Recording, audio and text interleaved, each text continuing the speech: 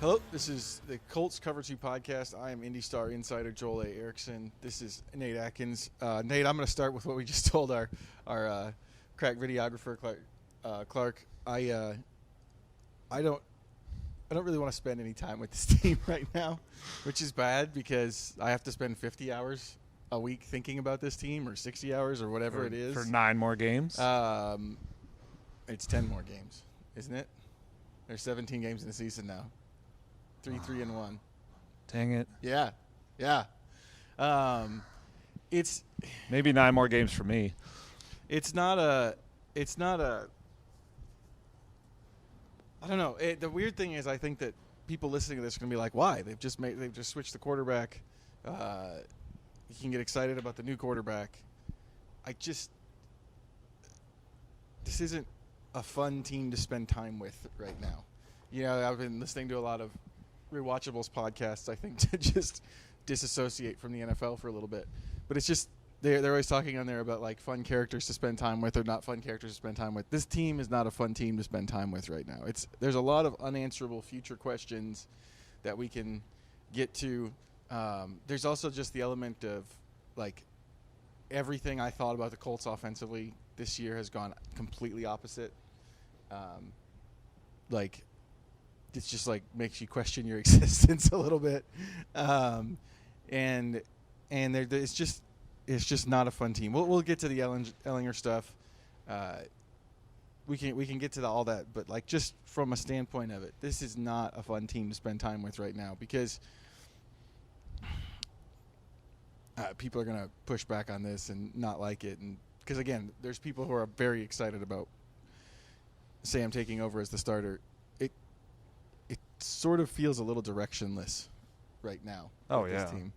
No question. And look, I don't want to rain on the parade of fans who are excited, and they are 3-3-1. And well, again, if you want to be excited, I've been wrong about literally everything with the offense this year. Me so too. Maybe the Sam might be based on that. He's gonna be the best quarterback in the NFL. And all I say is someone who grew up with the Cleveland Browns, if they were ever 3-3-1, no matter how bad their roster was, I would have been excited at that time because at least mathematically you're in it, and there is a chance that Sam Ehlinger comes out and does something different. I mean, it's a low bar right now, so I get why fans get excited. It's been very hard for us though because it's just all so confusing. It changes every week as to what they're going to do next. They have a rotation at left tackle, they have a rotation at running back now. For all I know, they'll have a rotation at quarterback. There's really no way to get a read on what this team's doing or where they're going. And the reason it feels directionless is when we hear, an owner this spring talk about, I want Matt Ryan here for 3 years. Maybe he can be here for 4 years. We hear, Frank Reich say he's got accuracy that's insane and leadership that's the greatest I've ever seen. And that lasted 7 games. And all of a sudden now they're on to a guy who was on the roster before that. Irsay told the NFL Network that he was the best leader they'd had since Peyton Manning last week. Last week. That was last week. Well, Frank Reich said he's our quarterback, and 16 hours later he wasn't. So it gets confusing. I think reading between the lines. Oh, I know. I'm not blaming Frank for that at all. I'm just saying this is where the franchise let's be real. It's a dysfunctional franchise right now. That's why it's not so fun to cover, is that when I got here last year, and they got here at midseason, they got on that run in the middle of the year, and of course it didn't work out in the end of the year, but it still felt like this was a pretty stable and well-oiled, front top of the leadership team that just didn't have a quarterback at that moment, and we're trying to find one, and they get Matt Ryan. This is the first time I've really had questions about, do they have a plan? Do they think they have a plan, or are they grasping at straws? So I think so. I was thinking about this again. You don't like spending time with this team, but I have to spend 50 hours a week thinking about this team, 55, 60, whatever. I'm starting to think that the part of the way that we got here, that the Colts got here, is because they haven't. I think we've been giving them more credit for their plans than they deserve. And specifically, I just keep thinking about the 2020, the offseason after the 2020 year. Phillip Rivers leads them to the playoffs. They nearly beat the Bills. You feel like there's momentum. Frank Reich says literally the day after the season, I want Phillip Rivers next year. Like if you're asking me right now, like yes, I want him as my quarterback next year. That was originally the plan. At least my understanding of the plan was that it was supposed to be Phillip Rivers for 2 years. And, then we talked to Ballard, and he says, I told Phillip, we love what you've done. I want to make sure that that, like, I'm going to check into all options. Rivers retires. I don't know that I've ever gotten a smoking gun to say that played a role in it, in what Rivers decided to do. But when Rivers retires, all of a sudden that plan that you had to use him as a bridge is out the window.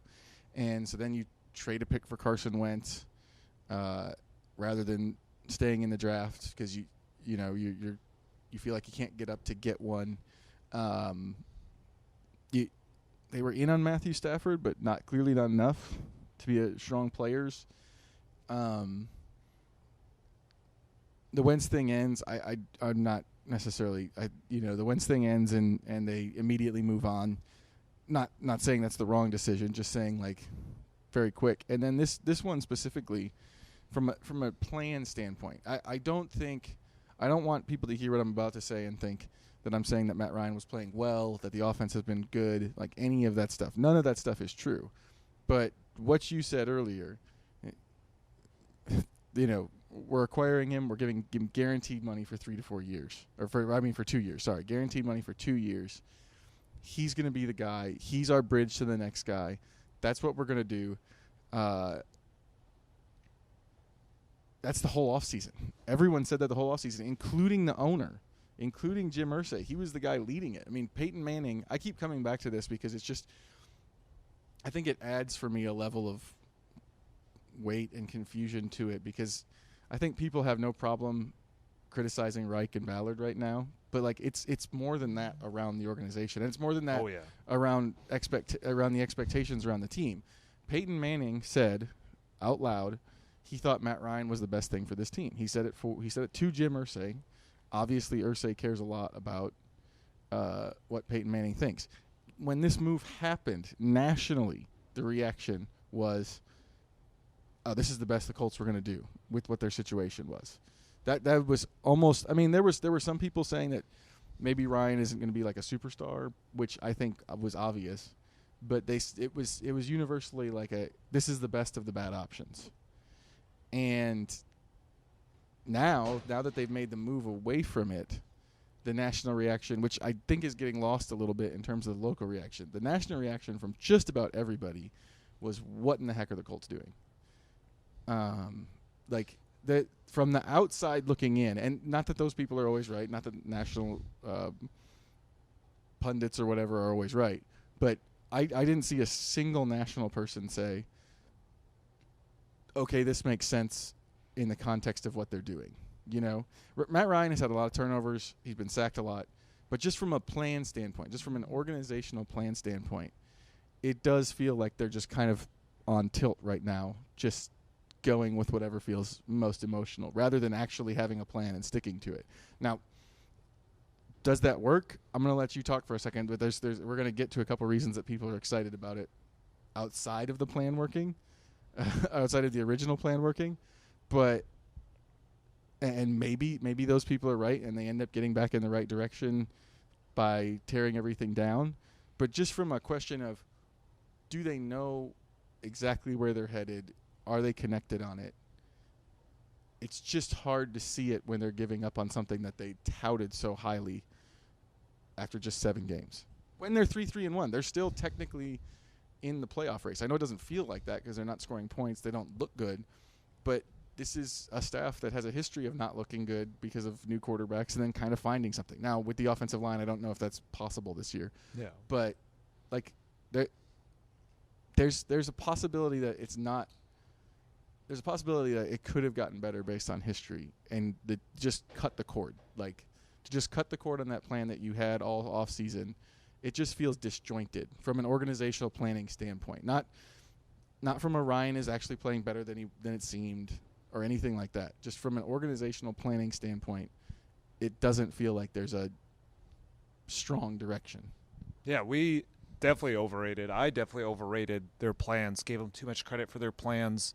accepted the fact that they lost Andrew Luck in the worst of circumstances, and it's been hard, and and we wanted to see a plan, and I thought we saw one. We're not the only ones that did that, though. I mean, you wrote this story, but Peyton Manning talked to Matt Ryan about how this is a good place to go for quarterbacks, and Matt Ryan sat on a Zoom call and listened to them sell their offensive line and their run game, and and his wife, what I'll always think about is Matt Ryan's wife helped talk him into doing this, because she said, you need to look at what other quarterbacks are doing. You need to look at Matthew Stafford and Tom Brady and Peyton Manning, who left, found new destinations. Those teams went all in with their quarterbacks.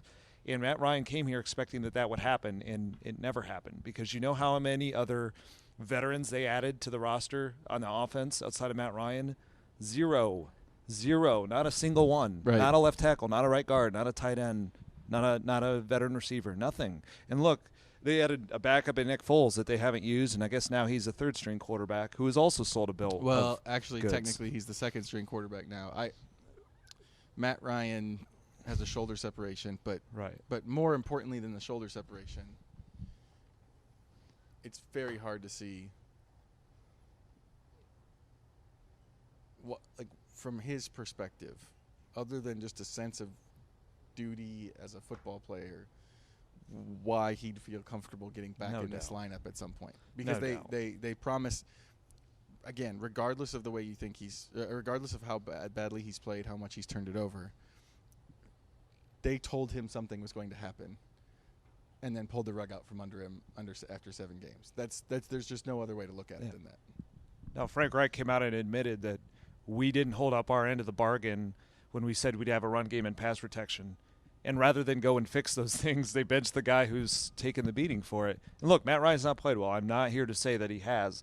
But he's not been given a chance at age 37 to do anything but play poorly. And they talked him into coming here. And his Falcons team right now has a better offensive line and has a better run game. Yeah, and if he had stayed there, he would have a chance at a division title in a pretty weak division over there. Both divisions, the Falcons and the Colts, are weak, but one of those teams has a chance, and it's not the Colts, and that is such an indictment. And that leads me to my prop, which I'm surprised you didn't ask for. I told you this podcast is on tilt. We're a little bit off. Oh no. This is my guy this week, for a couple reasons. It's Halloween, and I love Halloween, and the irony of it is that we were talking. Last podcast we did was 50 minutes in a car driving back from that disarray in Tennessee. And after we finished talking about that, we turned the mics off. We started talking about Halloween, and we had a disagreement because, a difference in preference. You said you weren't a huge fan of Halloween growing up. I absolutely love Halloween. I've always loved trick-or-treating and candy. It was a big thing in our community. I love Halloween movies. I love everything about it. I'm reading It by Stephen King right now. Going to go through the movie circle. The big thing to me is you said you don't like feeling scared. And no, I don't like being scared. I understand that. Why would I spend money to be scared? Well, fans do it with the Colts every week. My thing about Halloween movies is... That was a good setup. I'm taking credit for that assist. That was a Tyrese Halliburton level assist. That was. I like that. I just slammed it down like Victor Wembanyama.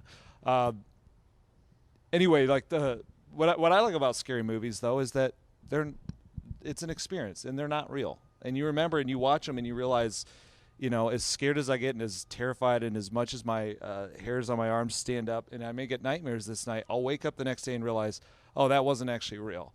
Well, right now Matt Ryan. How bad is your sleep that you're okay with nightmares? Have you seen how much coffee I go through? Whatever gets me asleep is okay. But I like waking up knowing it wasn't real. Right now, Matt Ryan is waking up and it's real. This nightmare is real. This is what Matt Ryan is, because this is what playing quarterback for the Colts is you become a skull. You become a skeleton of what you ever were. And this I thought I was on tilt. Nate went further. This is where I'm at with this franchise, though, is that, like, they've gone from when I was growing up, I told you, like, I followed the Browns where they had 3 quarterbacks a year, could never find one. They're the ultimate image of what not to be a quarterback, and the Colts were the model of what to be. They had Peyton Manning forever, and then when he started to get old and had some injury issues, they flipped to Andrew Luck, and then for a while here I've been giving them credit for the fact, or maybe leniency for the fact that the Andrew Luck retirement was so shocking and so poorly timed. There's no real precedent for it, and they've tried to do their best year to year. And this was the year I thought they had a better plan. And as it turns out, they had an absolutely awful plan. That's just what it is at this point. When you go back and you think about every other quarterback that has gone to a new team with Matt Ryan's type of resume as a 4-time Pro Bowler and an MVP and a guy who's been in a Super Bowl and a guy they had to convince to do this, that we're the destination, has gone out and got him stuff. Including in 2020, this one. Including this franchise. Yeah, they used to They got Phillip Rivers. They got Phillip Rivers here, and I mean he wasn't like prime era Phillip Rivers, but people said he was washed and he was pretty good that year. He was pretty good that year, and he had a pretty solid team around him. He at least had a good offensive line. And again, that's one too. I give him some leniency for Anthony Costanza retiring. It's hard to replace left tackle. Their attempts have just not been good enough. In fact, it's hard to say that their attempts have been bad. They haven't even been attempts. They didn't go sign a left tackle this offseason. They didn't sign a right guard. It would be different if they made attempts to go all in with Matt Ryan and they just weren't working, or if they did that and Matt Ryan, we learned, was just, he just never had it at all, and maybe the evaluation was the problem. The problem is they never really tried. They really never really tried. And whether that's an ownership thing of not wanting to spend, whether that's Chris Ballard just not liking free agency, which we've seen, whether that was collectively them overrating everybody from Matt Pryor to Danny Pincher to the tight ends they had to everything else. Either way, it has not been the model that any other franchise has tried when they've convinced a quarterback of Matt Ryan's resume to come here. And what they've done is they've created what is now becoming a graveyard of quarterbacks. And I remember thinking, if this is the end for Matt Ryan, I agree with you. I don't see how he comes back given the expectations and the emotions involved here.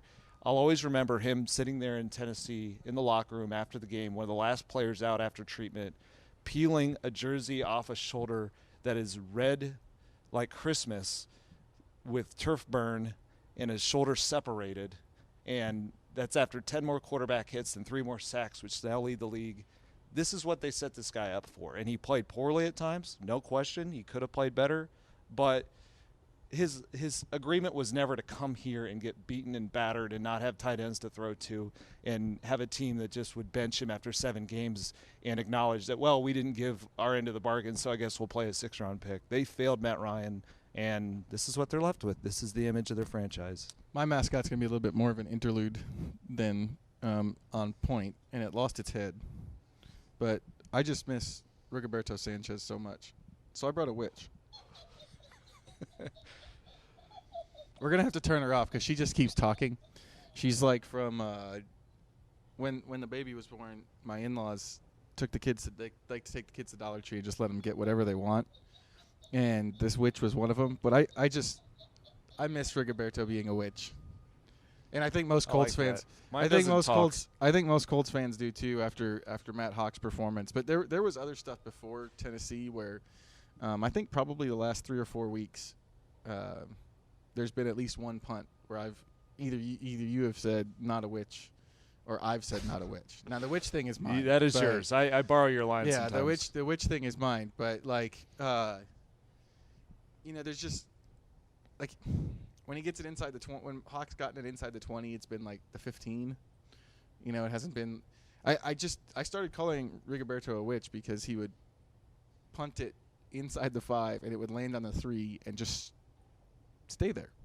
It was just remarkable, the control he could put on the football, and how important that was for field position and everything, and just I don't think I think a lot, the punt is usually a pee break. I think for most fans, it's a pee break, it's a nacho break, it's a go get something break. But for those of us who sit there and watch everything, like I really developed an appreciation for Rigoberto.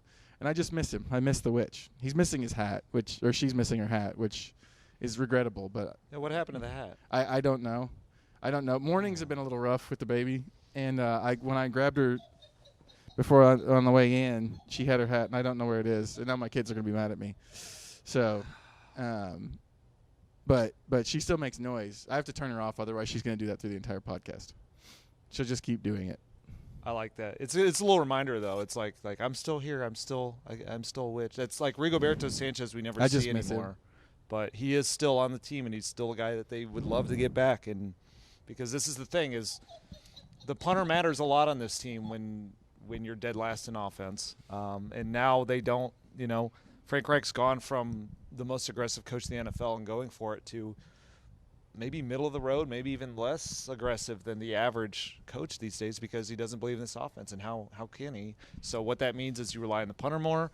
They don't have the punter to pin them deep. If they had a punter to pin them deep, maybe their defense would have a better chance to be the unit that scores if a team's starting from the 3 rather than the 23. But this is the cumulative effect of everything that's going on. That's one where, that was an unfortunate injury. They had a great punter and he got hurt and it was late and it was training camp. That one I can give them a pass on.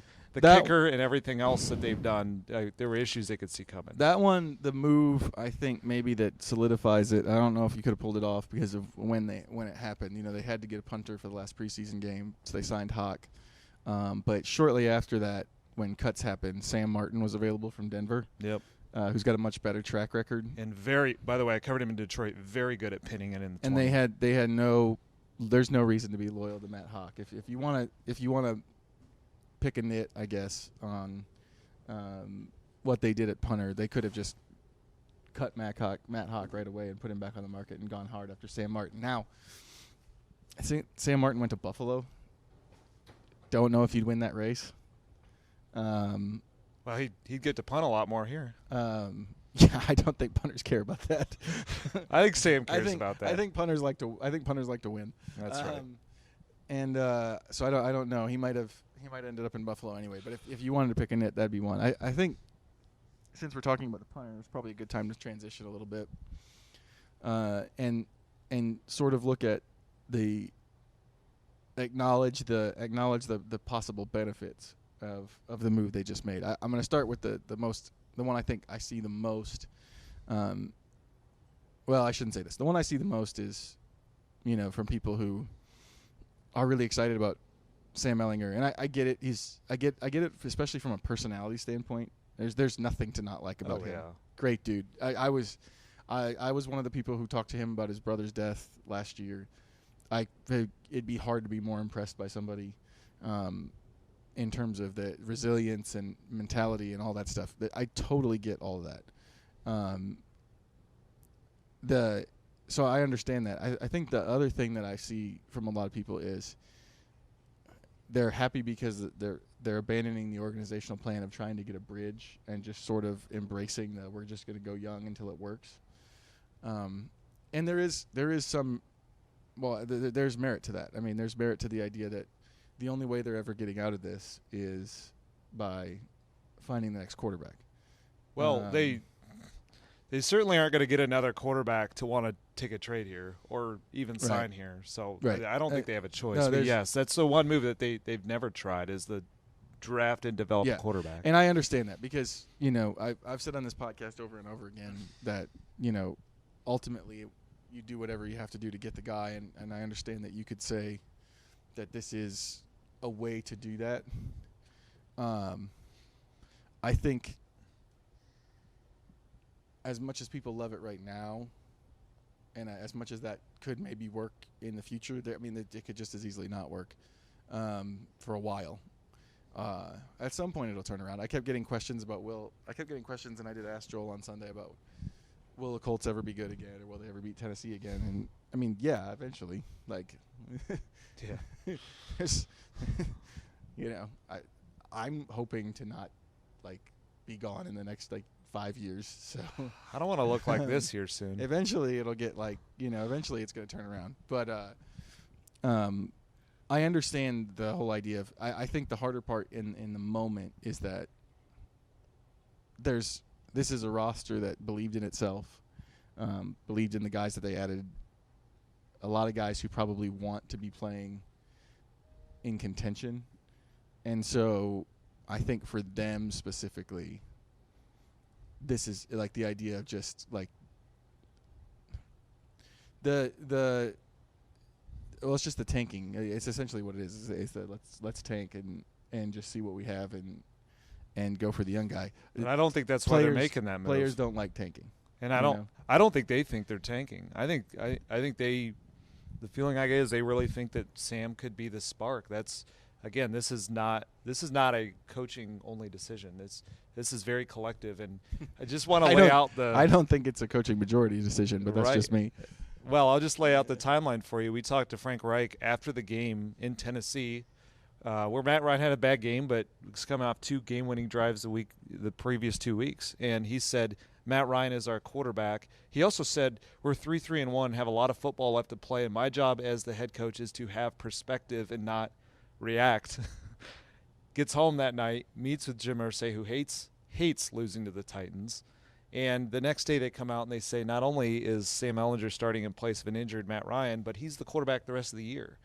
And that just doesn't square. It doesn't come off as – I don't believe that Frank Reich looked at the tape of one game after he told us how unflappable and what a great leader Matt Ryan is for if you watch the pick fourth quarter six tape comebacks. over and over again, maybe. Like if you just watched it on repeat. True. Every time I find out something more about that play, when I saw it on film again, it was very clearly one-on-one with Alec Pierce to the outside running a go. And like the week before that had been an answer to blitz pressure. It's just throw it up to Pearson one-on-one. And it was like there wasn't even a safety who could have gotten into it. So instead of throwing the short route, you could have just thrown a jump ball to Alec Pierce. Oh, it's true. It made it worse. I didn't see that initially. I didn't see that initially because I was after the game. The focus was on did Paris Campbell do the right thing, which he did, and so then he opened up Alec Pierce. And to so be you find open. that out, and you're like, okay, so that makes it worse than I thought it was initially. It wasn't really and then you see Pierce being in one-on-one with no safety over the top, and that play just – I mean, it's the play that essentially probably ended Matt Ryan's time as quarterback here. And if you watch that – if you just sat there and watched that play for like an hour, I think you could talk yourself into anything. True. What I will say, though, is now that they have a quarterback who's never played in a game, if he gets a play call that late because you're busy arguing a call, that also is probably not a good idea. So I hope that Frank looked at that and also, had some self-scouting too. But the play I go back to, tying it back to Sam's actually. Well, I think him admitting it in the post-game press conference means he doesn't think it was a good idea. Yeah, I'm not gonna. I mean, I know it's fun to bury everyone. No, I'm not trying to bury Frank. That's not really his personality. No. Frank did own that. They both owned it. Matt and Frank owned it. And all I'm saying though is that this is a tough situation for Sam to step into. But the reason he's stepping in, I think, is actually goes back to the play right before that pick six, which we were all focused on the fact that the refs missed one of the most egregious face masks that you could miss, where Nyheim Hines' head goes one way and his body goes another. And what I think we lost in that, or I lost in that, was the fact that that was Jeffrey Simmons hitting Nyheim Hines 3 yards in the backfield, which is what this offense is. And listening to Frank Reich and Marcus Brady talk about this move and what they're trying to build with Sam Ehlinger, the only thing I think that they go back to of why they need a different quarterback is mobility. Is Sam Ehlinger has more of a chance to run away from guys like Jeffrey Simmons who are in the backfield because the identity of this offense is defensive linemen in the backfield. And Matt Ryan can't play through it. This is the one thing he was supposed to have when he was here. It does not have interior pocket presence. We talked about in the last podcast. I just kept feeling like if he's going to be asked to stand still or even step back and throw, he'll never be able to throw down the field because he's 37 and his arm's not there, and he just wasn't taking those shots. And Marcus Brady said we had deep shots dialed up. We didn't take them. I think Sam's all about. If you go look at, I've mentioned Kennan a couple times on this pod, but he had a nice thread on Twitter where he went through the film and just kind of looked for that, and you can see where there was stuff down the field. You can see it. Yeah, and so they some of them. This is just a quick aside. This is something that I talked about earlier in the year and just want to get back to again. Some of the ones that I watched, I felt like got back to what I said earlier in the year about the difference between Rivers and Ryan. The anticipation level I didn't think was there. Where Rivers knew his limitations, and so he would throw the ball very early. Almost you would think it would be too early because he knew where everybody was going to be. And sometimes I felt like Ryan is waiting to see for sure that it's going to be okay. Just just a little bit longer, not a lot, but a little bit longer. And when the line is this bad, I think it matters a ton. Oh, yeah. Whereas, like, with Rivers, sometimes he would throw the ball long before the guy was out of his break, just knowing that what it was going to happen. And I think that's maybe one of the weaknesses with Ryan that I wasn't anticipating. Not having watched him on a game by game, play by play basis in Atlanta, the way that you watch somebody that you cover and watch all the time. Yeah. And so Sam, I think he's here to run away from all this pressure and to create a little bit with his legs, both him running on third downs. I think there's some things they can try with him in the backfield with Jonathan Taylor. Pretty much, when you run the option and you have a quarterback or option type looks, read option, whatnot, and you have a quarterback who is actually a threat to keep the ball, he serves as an extra blocker. It can freeze the defensive end. Right now they need as many extra blocks as they can possibly find in the run game. But also what I think it's going to do is they're going to have Sam live scrambling, either bootlegs or nakeds, or just scrambling around the sidelines where he steps up and he's throwing on the move. A lot of stuff you watch with Carson Wentz, and that will kind of elevate his arm strength to a level where at least you can throw it up and do a jump ball. And they have receivers who believe, that was the story I wrote after the game, believe that they can win jump balls where 50-50 for most guys is 65-35 for them. That's Michael Pittman Jr. and that's Alec Pierce. And then they have, Paris Campbell's got some speed to potentially get open late. They can never get to those plays with Matt Ryan because they don't have a pocket. He doesn't have the arm strength to win if they don't have a pocket. I didn't think he ever looked great on the move throwing it this year. And that too. But just to back up with one of the other things with Ehlinger is it gives the coaching staff some options to take the teeth out of pass rush that they haven't had. We used to talk about this all the time with the Colts defense, that teams would always run bootlegs, moving pockets, a bunch of stuff against them to kind of take the teeth out of the pass rush. They haven't really had that option. They tried it a little bit. There were some moving pockets earlier in the season. Ryan, I didn't think was very good at it. I didn't think he could throw on the move very well, especially, obviously with the grade 2 shoulder separation. Whenever that happened in the game, I think that maybe plays a role in him not taking some of the deep shots later, because I don't know if he thought he could throw it. There's more schematic stuff you can do to help the offensive line. Like, I don't think that it's excuses or changes the way it looked before, because the whole point of the offensive line was that you should be able to rely on them to protect. But now that they know they don't have an offensive line that can protect, Ehlinger's mobility allows them to employ some of that stuff that they haven't used before. That's what I think it all is. And kind of one last point, since you brought up Rivers comparing him to Matt Ryan, is one game I think about. Rivers had a really good year for what they expected him for. That was actually probably that's the quarterback that's worked out the best here since they've been searching. Is that they did have a game though where they played the Browns without Anthony Costanzo, and Rivers was a dead duck. That was one of the worst games I've seen of a quarterback. And I only bring that up. And Rivers had a really good year. Is that's the environment they put old quarterbacks in if they don't have blocking, is that you don't have extra tools and teams just tee off on you. And Sam Ehlinger is some chance to get away from that. Where we've always pumped the brakes with Sam with preseason, and he had a really nice preseason, was that almost everything that he had produced in the preseason was out of structure, and this is an offense that was supposed to be about structure. There is no structure anymore. So they need a quarterback who can win out of structure, because they don't have one. They can't build one. It was supposed to be about the offensive line. They don't feel like they have it. That to me is the biggest admission that's come out this week, is they've had 4 combinations on the offensive line in 7 games. The guys are healthy. They're moving them around. They've tried all these things. They can't play with a statue quarterback unless he were to have just an unbelievable arm from the pocket.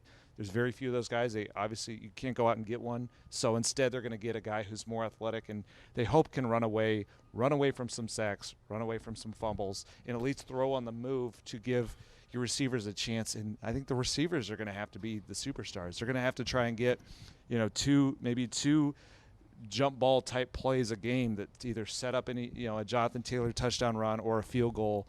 They're going to try and win low scoring and hope they don't turn it over. This is just, I don't want to, I know people are excited for Sam Ehlinger, and who knows, maybe he comes out and he just looks incredible. He's been working at his arm He's just early in that process, but I think the realistic expectation is that he's going to be much more stylistically like a Mitchell Trubisky, who is all kind of get away from pressure, survive, create with your legs, and hope you have a couple plays that work. And right now, if they have a couple plays that work and they don't turn over, that is progress. I think that I've been trying to stay away from a prediction on Ehlinger for two reasons. Number one, nothing I've said about the offense has been right all season. Just hasn't worked. I'll take a very tiny bit of credit for liking Alec Pierce, just like a tiny bit. That's the only thing I can give myself credit for. Everything else in terms of like what I thought they were going to be, I didn't see Nelson and Kelly and Smith regression happening this much. I didn't see the offensive line being this bad. I kind of feel like the way like I look at it is probably like the way the Colts must be thinking inside their own facility. Like, we thought all of this stuff would be there and it's not. But so on the one hand, like that's one thing with Sam. I think the other thing is we don't know. I'm gonna reference a Ted Lasso episode here. So if you watch Ted Lasso, remember this. There's a part where Roy Kent is about to go rejoin AFC Richmond as the coach, but he's on Sky Sports and he's asked to give analysis on what a 17-year-old player is going to do, and he says we don't know. We don't know. We've never seen him play. We don't have any idea what Sam Ehlinger what he's going to be. There's no way to know. I mean, like, we've seen him in the preseason. I think most people who've watched the NFL for a long time have seen lots of good preseason quarterbacks not turn out. Have seen lots of young, promising quarterbacks not turn out. But that also isn't a reason necessarily that Sam Ehlinger won't turn out. It's just not. I mean, we don't know. And I know that's not sexy. It's not the prediction like we're sort of supposed to do. I just don't know. It's a complete unknown. You know, whatever I think might happen kind of is worthless because we're going to find out. Like with Matt Ryan, we had 14 years of knowing, and the last 4 years of knowing if he doesn't have protection, it might look bad. And if he doesn't have any protection, it might look like this. We don't have anything with Sam. We just don't. We have no idea, or I don't have any idea. And I guess maybe that's the most interesting part, is that there might be some new stuff to analyze and look at and all that. Is there might be something you're not expecting. But in terms of how he's going to play, and it's hard because we're supposed to talk about this and have predictions and stuff like that. Other than the mobility, other than the skill set, I just don't know. He's taken 18 snaps in the NFL. All of them are in mop-up duty. He's never thrown a pass. I just don't know. And the Colts don't know either. That's the reality. They do see him in practice every day, but he's been running the scout team for most of the season. They don't know, and there's both ends of that. It could work, it could not work. I mean, this is the thing, is they're out of answers, so they're willing to try something. I will give Sam some credit is that with the preseason, I never will go overboard and say some big preseason means something huge, but I always go back to a quote that Brian Billick once said, where he said, in the preseason when there's no schemes and it's not the starters, you can't necessarily tell who can play, but you can tell who can't play. And Sam was never overwhelmed this preseason. And I think, I wasn't here, but it sounded like he looked a little more overwhelmed his first year when he was a rookie, when he had just gotten here. This year he didn't. He looked very stable, obviously. He completed. I would say the biggest thing with him this year that felt different to me was I felt like his work with Tom House has paid off. He said he's in the early stages of a 2-year process of rebuilding his throwing motion. I felt like his arm was stronger and more capable this year. I felt like some of his picks, some of the interceptions he threw in the 2021 preseason were related to arm strength. Yeah, and so, look, the arm strength, it's an evolving thing. I mean, like you said, he's early in that process. That was the knock on him coming out of the draft, is he didn't have a lot of arm strength. It's clearly better than it was. We'll see how much better than it was. We'll also see, that's why I said it's intriguing, his skill set where he can throw on the move. Sometimes that adds something. And, it's the opposite of Matt Ryan. I wrote this week he's the inverse of Matt Ryan, where Matt Ryan can't add anything more to his throws if there's not a pocket. If he's standing still, or especially if he's throwing back, it's only going to be worse than it would be. Like, the best version he can get is to step up in the pocket and fire those throws, and there's still a limitation to that. Sam Ehlinger probably does have some limitation to his arm, but he has the ability to run and throw on the move in it.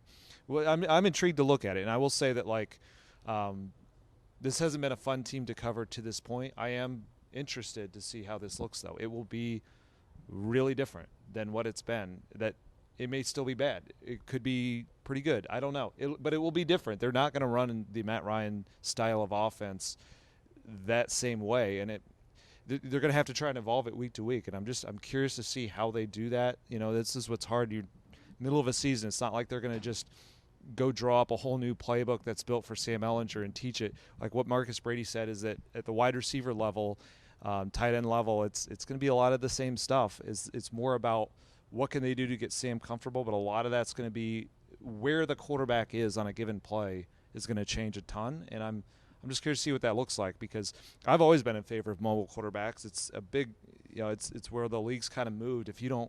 Is anybody not at this point?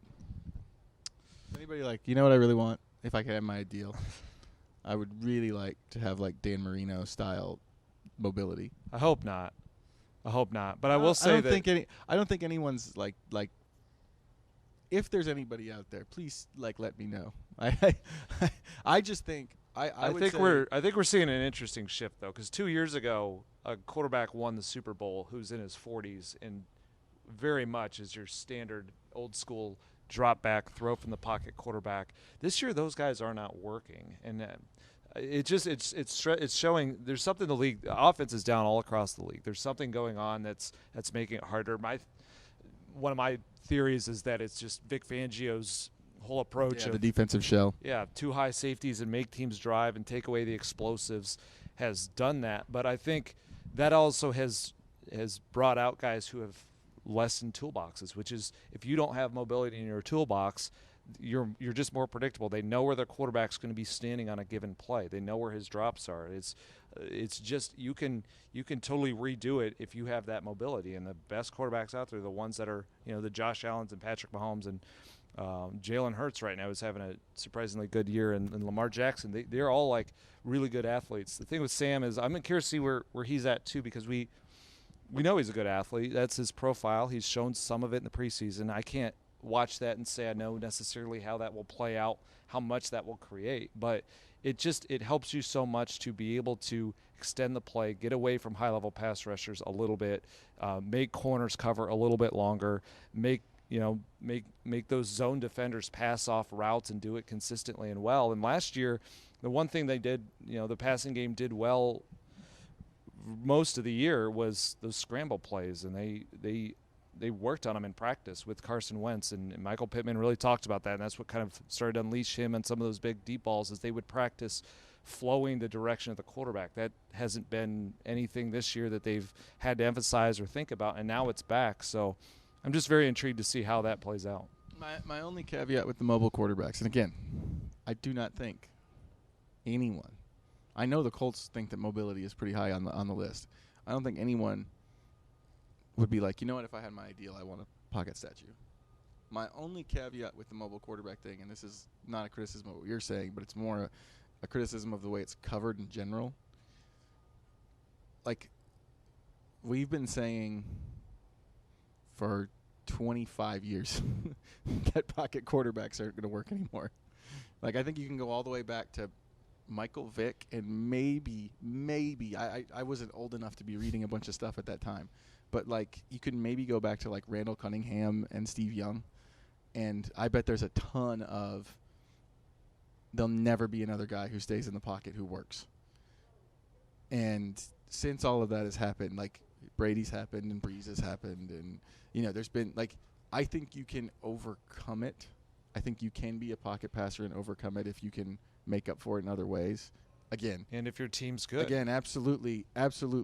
If you're mobile, it helps, and it's better. It's much better. I'm just saying that it's funny that like the way it's talked about is like this is the mobile quarterback revolution. This is the mobile quarterback revolution. It's absolutely happening now, And I feel like I've read that story 20 years, like 20 years of the same thing. And maybe it is. Maybe this is the time that it finally is tipping over and no more pocket quarterbacks will ever be good again. And they've gone the way of like the dumb quarterback, the Brett Favre quarterback. I just think it's kind of amusing that like I really feel like this story has been written a gazillion times. I think there's been evolutions though, and I think that one of the things with the evolution of the mobile quarterback is that it started out with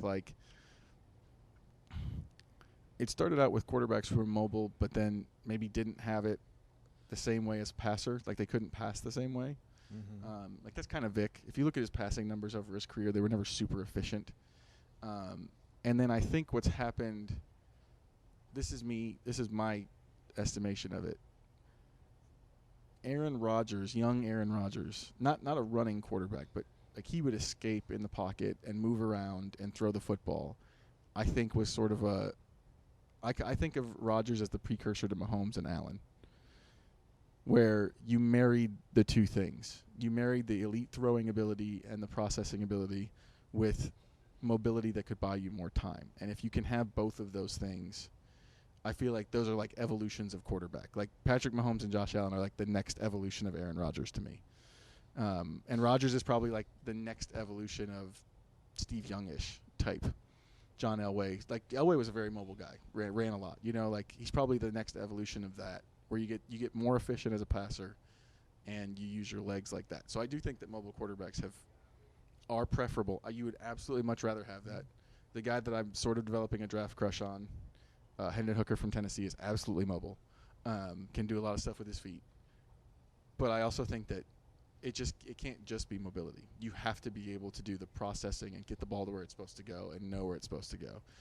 And that's why you see so many mobile quarterbacks fail, is because they don't know where the ball is supposed to go. Yeah, exactly. There's become some overemphasis on the legs and the mobility to get guys that didn't show enough as throwers. I think about Mitch Trubisky was that to a T. That's who I was thinking of. When you look at him, his passing numbers, his entire repertoire coming out of North Carolina, did not show a high level passer. There's Darnold a little bit too. People talked a lot about Darnold. People talked a lot about Darnold's ability to run around. And there's other guys sort of that ignored the gunslinger, like I'm going to throw it into trouble thing. There's other guys that you got fascinated with the idea of them. Maybe you didn't know they weren't good passers, but you just hoped that they would add that to their game. It's very hard to do that. I think about guys like Zach Wilson and Trey Lance have not looked like passers, like anything that they wanted. They're good athletes. They could extend the play. That only matters to a certain level if you can also add the throwing. Now, the other guy that they missed on that they thought was a lot of the league thought was just an athlete was Lamar Jackson, and he turned out Josh Allen too. And Josh Allen, and Josh Allen had to develop that. Josh Allen is like a unicorn. Like, and Josh Allen supposedly you're not supposed to be able to go from a 50% guy to like a 65% guy, but he did it. He like developed it. Like he needed a couple years to develop that, and Lamar Jackson I think always had it, and he was in a junky offense in Louisville, and guys like Bill Polian just kind of had some bad comments that spread throughout everywhere. But the other thing that you do lose with mobile quarterbacks, I've heard a lot of receivers in this league don't love it playing with mobile quarterbacks because there's certain situations where, like if you think about how a football team works, players work individual drills, they work in the meeting rooms, they look at their film, they zone in on themselves, and they're trying to perfect their routes. In this offense, what the Colts have done up to this point, now they made this quarterback switch, it was all about hitting those spots for Matt Ryan and timing and hitting these landmarks and being so precise. They worked so hard at it. And there's certain guys like Paris Campbell who've come a long way in that. And I think Kylan Granson's another guy who's made a lot of strides in that kind of role. Receiving running backs like to play that way too a little bit, like in Nyheim Hines when you're really good at it.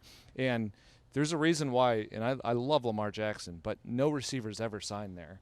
Because what also happened, like you don't want to run a perfect route and just not see the ball because the quarterback would rather turn it into a run play or look to go down the field. And that happened a lot in this offense last year where they had a slot receiver in Zach Pascal that so many guys told me was the best route runner on the team, obviously a limited athlete, but never saw the ball down the stretch because Carson Wentz would hold the ball and scramble and look for a bigger play and look to the sidelines.